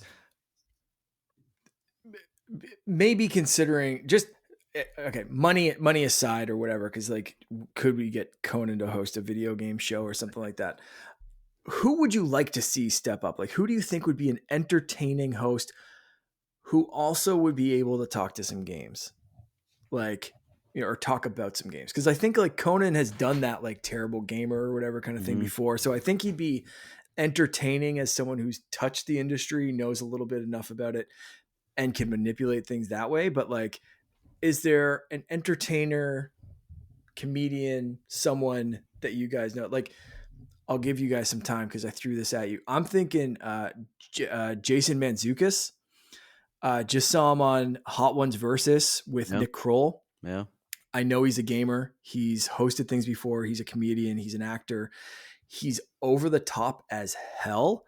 And I think it'd be possibly, he could be entertaining, but he could also be annoying. So I think he's a bit of a wild card. So if you guys have any like better suggestions, I'm open to hearing them. But like, he popped in my head, and like he's done video games and different weird things before. Like I think he'd be at least entertaining, something to talk about. That's So are we got some talking personality. the Game Awards, or are we talking like Summer Games Fest? Either or, however you want Okay. to take it. I didn't give this much thought. I'll have a cop out answer. Conan would be All right. for me. Conan, yeah, okay, yeah, that's Well, he does the gamers. He does the Conan plays games segment, which is always hilarious too. Yeah, like those are so Yeah. funny. And I'm watching Conan Must Go on. I need to watch that. HBO or I can't remember. Apple. It's on Max, HBO Max, yeah, or it's hilarious. His humor is not for everybody, but I think if he was doing something like this, it would be a little more mainstream, probably, but also infused with all of his wit and charm. He would be perfect, honestly. So I hate to have to just take your answer, but that's who I would pick. Conan. That's a great answer. I like it. Yeah, and by the way, watch on YouTube right now because you've got an official introduction to Ray on screen. Is checking things out. Yeah, you got a little bit of her face, a little bit of her butt. The full Ray experience. Todd, do you have an answer for? Well, that's what I was saying. Like the Game Awards versus regular. So I think if you're doing Summer Games Fest, you lean into a little more comedy, a little more entertainment, break things up really good. So I think of, because we've had like Joel McHale, we've had some other comedians do it. Sometimes they're good, sometimes they're bad. I think of Ron Funches, who's a very funny. He's got kids. He's into gaming. He's very self-deprecating, but also very engaging. So I like Ron Funches quite a bit. But if we're going the Game Awards now, maybe he could do both. Henry Cavill. Ooh. Dude loves to game. He's very witty, very funny, very charming, and he loves games. So, and it seems like right now he's got nothing really coming out yet. He's doing a lot of projects, but I think some people would say, hell yeah, I want to talk about games. I want to meet the developers of the games I love. So he'd be great. But yeah, I mean, one of the projects is doing a Warhammer game, isn't he? Like, he's doing a Warhammer, like and then yeah. Oh, he'd be a good one. Fantastic. Yeah. But yeah, depending how much you can pay him. But yeah, I mean, you can't also. That's it. Like money's on Magic. Conan O'Brien's hosting the Oscars now, so I don't know if Jeff Keighley would want to give up that money. Yeah. So, so that's where we're at. So really quickly, I realized we're doing both Xbox Showcase. So, for anything to add on, like what you don't want to see at the Xbox Showcase. I was kind of lumping it all into one here. Yeah, me too. Yeah, I'm just kind of, in general. So that my montage belongs in both of these. Yes. So coming to Game Pass. Here's 55 games in 20 seconds. Yep. Yeah, if it's a game like Xbox specific, if they do break up or add more Game Pass tiers, I don't want them to overly complicate it. I want them to make things easier rather than more difficult for gamers, especially where they've raised prices. Like, I just think make it as gamer friendly as you can in some crappy economic climates. I'd piggyback off that saying I don't want to see anything about it. Because I the whole point of these is to showcase games and celebrate games, right? And that's what I was going back to with the I don't want to see hate. I don't want to see Jeff Keighley. I don't want to see people that aren't making these games and showing off No all their execs, hard work. please. No I wanna- executives. yeah, I want to see games, and I want to see the people that made them, if that's what they want to do and they feel like that's what's going to sell their product more. I don't, even if they were going to say, hey, coming soon to Game Pass, a new tier that is, unless it's going to be free or like $5 for Ultimate, I don't want to see it. I don't care. I'm buying Game Pass no matter what. I've been stacked for like 3 years now. That's not what Showcase is about to me. All I want to hear is these are the games that are Game Pass day one. And if they say that, great, awesome. Moving on. Yep. Okay. What do we expect to see? So we're gonna go in different order. So I kind of did the snake. So what do we expect to see? So for myself at Summer Games Fest, we're gonna get a lot of Borderlands 4. We're gonna get a lot of Call of Duty. We are going to get let's see, what else are we going to get? That's the hard part because I don't know if anything's in stone that I think we're going to get, to be honest, because of the release schedule right now. It's pretty lean in the back end. So I guess what we'll expect to see too is I'm expecting we're going to see more remakes that are announced or remasters. Like we just got that Space Marine 1 remaster that's coming out, going to be a day in, day out on Game Pass. So I expect to see a lot of those to fill the gaps because right now it feels like we're waiting for some big games to come out, but until they do, kind of like Oblivion dropped out of the blue, I feel like there's going to be some games dropped that are maybe hard to play or they don't play as well as they used to and coming to this gen of consoles. So especially with Switch 2 coming, there's going to be a lot of games that are coming out for that. And it's like, well, since it's prettied up for Switch 2, here's the better version on modern day consoles too and PC. So yes, this is so much fun, guys. Sorry, we're just seeing a cattail. It's so much fun. I love it. My cat would be doing the same thing, but would crawl up on my lap. Yeah. Aw, keyboards are always comfy, is what I've learned. Yeah, I have my laptop kind of like raised and sideways, so she can't do that. But she is finding a comfy spot directly in front of me because usually at this time of night, we've only had this cat for like a little over a week. So usually this time of night, we're kind of like cuddled up together on the couch. Oh, yeah. She's like, dude, what are you doing? And she's, Oh, that's so cute. Oh, that's so wonderful. Watch the YouTube. Once again, you're only seeing this on YouTube. I can only say it's so cute and make you think of what I'm saying is cute. Or just pretend he's talking about Chance. me. Yeah, exactly. Like I said. Okay, so Mark, what do you expect to see? I expect to see Ninja Gaiden. Okay. Ninja Gaiden 4 still scheduled for release this year. Oh, that's right. Yeah, that's Game Pass. Yeah. Mm-hmm. I also expect to see some more at some point about Project 007. It was teased at the Switch 2 showcase, which 2 launches the same week that they tease it on the Switch 2 thing too, right? And they can show it off for everything. And it's one of those things that they're like, we teased this a few weeks ago. Switch 2 just came out. Let's talk about Project 007. So I expect to see that. I expect to see, I'm hoping we see more about Star Wars Zero Company. Maybe I'll save that for the next thing. I don't know. Cause I really don't know that one's up in the air.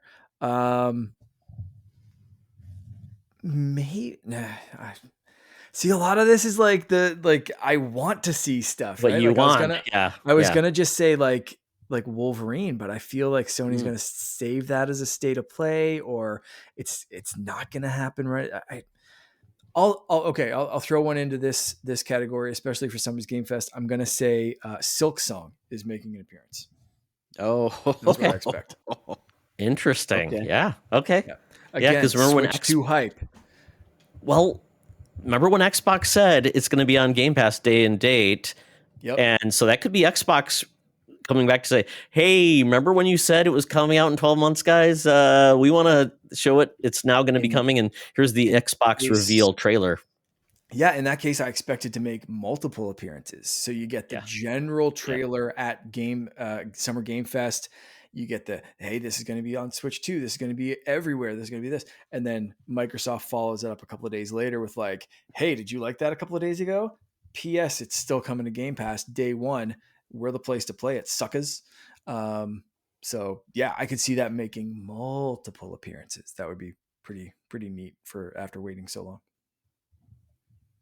Chance, what do you expect to see? I loved the Outer Worlds, and I am very excited to see a deep dive into the Outer Worlds too. I think if you happened to miss that game, but you like anything else that Obsidian does, then you owe it to yourself to go play that game, especially considering how well Avowed did with some of their like combat upgrades and stuff. I'm hoping to see the same kind of thing. I really just expect to walk away from there being even more excited than I already am about the Outer Worlds. And obviously it's easy to say that because they are going to get their own direct here. But I think that's kind of the point, right? What we expect to see. But I expect that I'm going to be excited about it. So that'll be cool. I keep forgetting we have that extra event following, Yeah. kind of like we got with Starfield. Although Starfield, wasn't yep. Starfield like delayed after that though? I can't remember. Was it? Gosh, Oh, I don't no. remember if it was before or So after. And I hopefully, think a lot of hopefully people, this. I was surprised when this game wasn't going to be announced for this fall. I really did not expect it to happen, especially with the Vow dropping this year. Yep. So I'm looking forward to it, and I'm sure it'll be a day one play for me. And then this is like borderline spicy instead of just mild, but I want to see more Xbox handheld. Like I said, I am a ROG Ally Day One adopter, and I'm not ready to give it up by any means. But if the Xbox handheld from Asus is going to be a step up and similar in price, I'm all about it. And I'm going to be right in line. I should be getting that first thing. And I think it's time, right? We've seen some leaks and some things that weren't official, like some definitely like alpha build stuff. I'm ready to see the real thing. Do you guys expect to see that, the Xbox Oculus crossover, or both? What would you put money on? Handheld. I'd rather see the handheld. That's a personal thing. And so, yeah, I'll just make that my answer. I'd rather see that. All right. I don't own a VR. I think it's a handheld. I feel like VR is in a very weird space right now. So I would like to see more information about. Well, we did get a lot. We've gotten a lot of information about Xbox and VR partnership, and I tried VR with Game Pass, so maybe they build upon it. But maybe that's where the streaming announcement comes in, Mark, with a new tier cloud, and it's you don't even need a console anymore. You just stream. I genuinely although it think we is, could see it both. is, yeah. But it's like giving you an option to stream. Maybe it's a subscription tied to VR only and cloud only. Like, so it's not like Game Pass Ultimate, right? Yeah.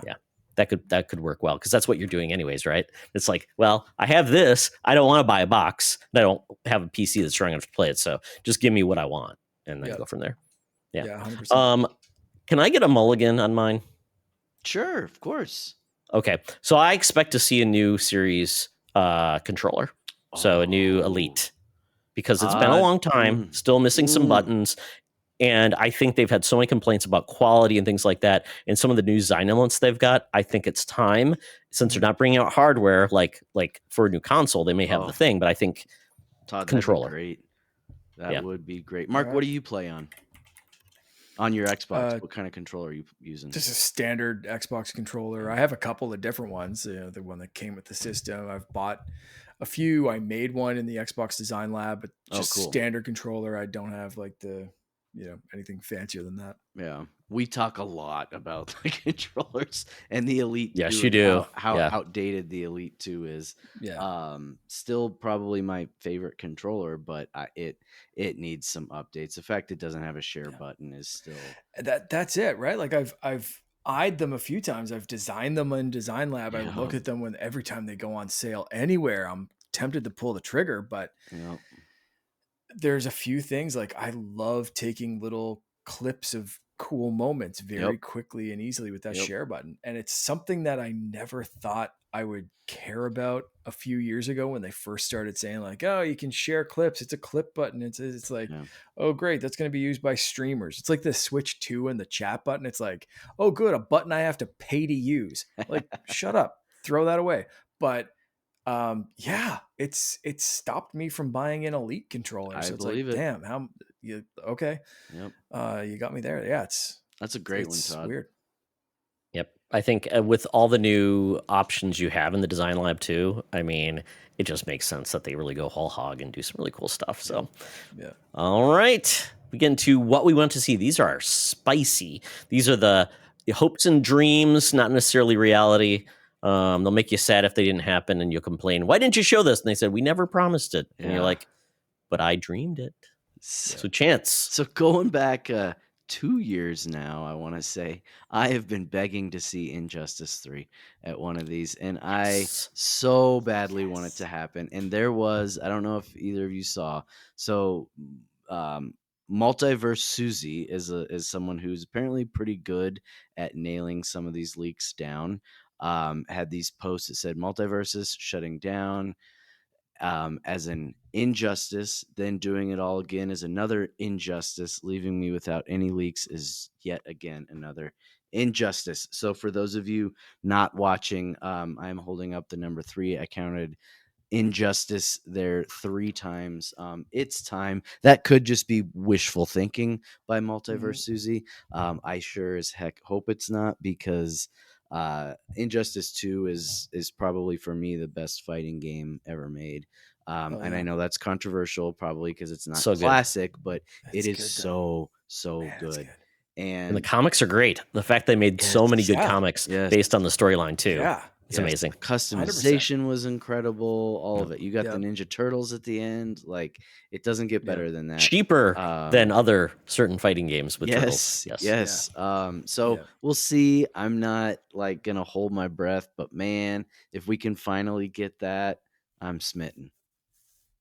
I such a heard good ending. NetherRealms is, well, I've heard they're done with Mortal Kombat 1 is the name, which I enjoyed, but I think WB needs some wins, and the best way they could do is get a new game out there and price it accordingly. And Injustice is a huge one to use, especially with Superman and all the things that are going on with WB right now. God, they can't not do it right now. And if they paid me half a penny a day, I'd be the most cheapest, best person on their marketing team, I think, to be like, yeah, this is all we need to do, people. Just put this out and let the billions roll in. I didn't even think about WB having anything to show. I hope they will eventually have some new things to show. But yeah. All right, Mark, what do you want to see? Unless you have anything else, Chance. That's taking 100% of my spicy take. Okay.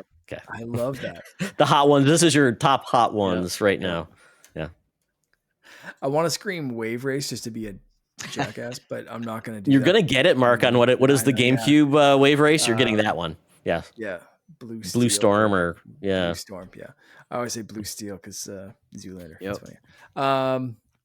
I mentioned Wolverine as like, but I feel like Sony's going to save that for a state of play, not roll it out here. It could be fun to see a little teaser trailer and have that as Sony announcing a state of play.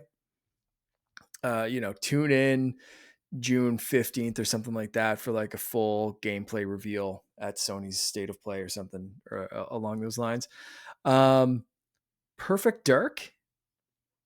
I would love to see more of some gameplay, some real, solid stuff there. Again, just to continue that Xbox absolutely crushing it kind of thing. Yeah, what else do I really want? I mentioned Star Wars Zero Company, and that's another one that I'm like, can they show off more? Will they show off more? Yeah, we'll see. But I think, what are you doing? Hi, what's up? She wants to make a pick. Jesse, what are you thinking? Oh, Cat Quest 4 Ooh, official, official spicy damage take for for Ray. Will there be any Xbox exclusives like Gears of War that was recently announced to go to PlayStation? Will there be one of those drops? And if so, which would you pick? Another an Xbox game going to PlayStation. Ooh, man, that's, you know what? Not to PlayStation. I'm gonna say a few Xbox games going to Switch 2. Ooh, yeah, good timing. Including Gears and Sea of Thieves. Oh, ooh, Do they do that at their show or do they do it at the Nintendo show? They do that at the Xbox show because they want to control the Okay. message. Yeah. Got it. And that look good that they're showing off to the Switch crowd. Maybe I don't know if that makes the. I don't think the Xbox fans are mad anymore about it. They're Or just like, I maybe never they have could- been. I've always been excited Yeah. about it. I'm like, more Fair. people And- playing great games. Hell yes. Yeah, and maybe they could not do it at the Xbox show. Maybe they do that for Summer Game Fest Yeah. and say we'll have more announcements. But for right now, Switch 2 fans are going to get Sea of Thieves Yeah, that'd be a and no-brainer. this other game or whatever. But especially those games that they want the online crowd to be as large as possible. So that's when you announce Switch 2 crossplay across Xbox, PlayStation, Switch. Everyone's going to be jumping into the seven seas, play with your crew, enjoy this and that and whatever. And yeah, we've got Gears working on it too. So you're going to be able to team up with your friends across multiple consoles and play this. And maybe that is a Game Fest kind of thing. I could see that, because they don't want to promote other things during the Xbox showcase, but maybe during the showcase they can have more gameplay and sneakily say like, hey, these guys are playing on PC and Switch 2 and but we're playing it on an Xbox during the showcase to kind of show off that like everyone's going to be playing this damn game. Yep. It's not just the people that buy a Series X. Yeah. I mean, I will say a lot of third parties have been very quiet about what is coming out on Switch 2 beyond what was shown at the show. So I'm expecting we're going to see a lot of things announced for Switch 2 there now because the Switch will have been out like 4 days. So it's like, it's real and it's now coming. We can tell you now. We don't have to worry about anybody killing us. Same thing with, Xbox showing up and saying, it's Switch 2. We're all in, baby, because I think that's where it's going to shine. Yeah. And beforehand, like before the launch, like the launch stuff that Nintendo did, of course Mario Kart World and Donkey Kong are going to take center stage, and everything else is going to get a little bit looked over, and including, they need a couple of those showcases, but are you going to go up against handheld Cyberpunk? Are you going to go up against this? And I think a lot of developers are like, nah, you know what? You already got Cyberpunk in this thing. I'm stepping away. You already got this. I'm stepping away. Yeah. We'll do it ourselves. And this is the time to do it. So Yep. I think past that launch excitement, past that buildup, past the like flurry of information of like us too, like this is a great time for developers to roll out a very strategic message of like, hey, you lucked in your pre-order. You just got this new thing in your hands. Here's some fun for it. Like this is what you want. Yeah, because there's not much announced past like launch. Because right now we know we're getting Donkey Kong in July, but I don't know about third party. We don't know. A lot of indie games haven't been announced for it. I think that's, and then the eShop, obviously. It's going to be interesting how the eShop works, where it'll gate like Switch 1. So like the Switch 1 won't be able to see what's on Switch 2, or maybe they allow it, but like, you can't buy this. It'll be really interesting to see what they show there. So for mine, I'm going to wrap this up unless anybody else has any mulligans after I'm done, which is perfectly fine. I'm going big on Capcom. What I want to see. I want to see Onimusha, the new game, get a really cool trailer and then drops this fall because guess what's not there? GTA 6. Yeah. So we're going to get an Onimusha, the Onimusha game, which I'm like, hey, it's happening. And then I'm following up with that. We're getting the new Resident Evil 9 or maybe it's Code Veronica getting announced because they have been very quiet. And it seems like forever since 4 dropped. So I think what I want is probably Resident Evil 9 because it seems like that's where they take chances and they do really cool things. They've done first person. I don't know if they'll stick with first person going forward, but I think it's going to be very exciting because it's probably my favorite franchise now. I mean, because they keep existing. All my other franchises, they stopped making games. So like Mass Effect, sorry, when are you going to come back? I don't know. But Resident Evil 9 or maybe get Code Veronica or Zero. I've heard rumors about that where they've kind of not done anything with those games and they had problems. I heard also 5 might be coming, which I enjoyed, but co-op and had problems. 6, that game needs an overhaul unless it gets fixed. It's not very good. So that's what I'm expecting from Capcom to come strong with some new games, obviously with Switch 2. that will mean more places to put their games, which Yeah. and right now they've had a lot of really bad like stream only games on Switch, which sucks. So I could also see a Switch like versions of or Switch 2 versions of those Resident Evil 7, 8, whatever. So I'm expecting that. And then my last call out, what I want to see. These are all what I want to see, but really this one, I want Banjo-Kazooie to come back by the ukulele team to say, because those are folks who made Banjo. So bring them back. Xbox loves you. They will bring you in because they know they don't want to put their core teams on some of these old franchises. So why not? And it's worked really well. Like Oblivion was redone by a different team with some oversight. So do the Nintendo thing. Bring in developers and to be executive producers on those games, but let them cook and give them the Xbox seal of approval. So we're going to call it Banjo Kafori. I don't know. What would you even call it? What would you guys call the next Banjo game? Banjo-Kazooie. Nuts and bolts. Banjo-Kazooie? Banjo-Kazooie. The new one. Kazooie. Okay. I like that. Love it. Yeah. I love that. I'm not thinking of anything better than that, so we're going with yours. Perfect. Okay. Well, I hope everybody's excited about these shows coming up. It's going to be a good weekend. We start on Friday and Sunday, and then we're rumored to get a state of play in June. And then I'm also hearing potentially Switch will have something, or Nintendo will, because quite honestly, they've got to start talking about their fall and their releases. We've got a Pokemon game, so I think they'll have something too to tell you what's coming out this fall and beyond on Switch 2. So we'll see how that goes. So thank you, Chance, for being on the show after some hijinks with Zencaster. We survived. We got a cat appearance. So much fun. And a little bit of spite out of Mark. So I think we nailed all of the quadrants. Yeah, thanks for having me. I really appreciate it. This is great. Yeah. Yeah, it's so great. I think we've done the full collection of all of the Nerd Chat hosts, so very cool. And then Chance, you and I will be doing probably a preseason show for Waiver Wire Wizards. So we're all in.